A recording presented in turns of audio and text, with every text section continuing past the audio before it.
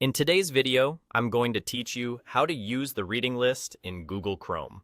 If you've ever found an article you want to revisit later but don't want to add it to your permanent bookmarks, the reading list is a lightweight, built-in way to save it temporarily and keep things tidy. Start by opening the side panel in Chrome. You'll find its icon at the top right of your browser window. Click it to open the panel. Inside this panel, look for the area that manages your bookmarks and lists. If you don't immediately see Reading List, that's okay.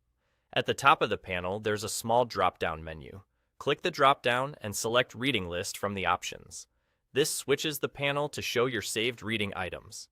Now, to save the page you're currently viewing, simply click Add Current tab. The page is instantly added to your reading list and appears under the Unread section.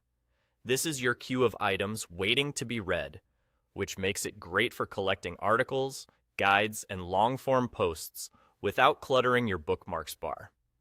When you've finished reading something, head back to the side panel, hover your mouse over that item, and click the check mark.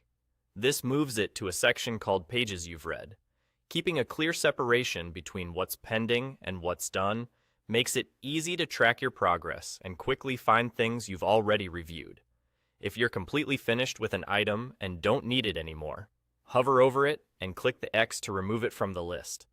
Don't worry about affecting your regular bookmarks. Removing an item here only takes it out of the reading list. This is a great way to keep the list lean so it remains useful and doesn't turn into another place for digital clutter. A couple of quick tips as you use this workflow. Add items to unread as soon as you find them so they don't slip through the cracks.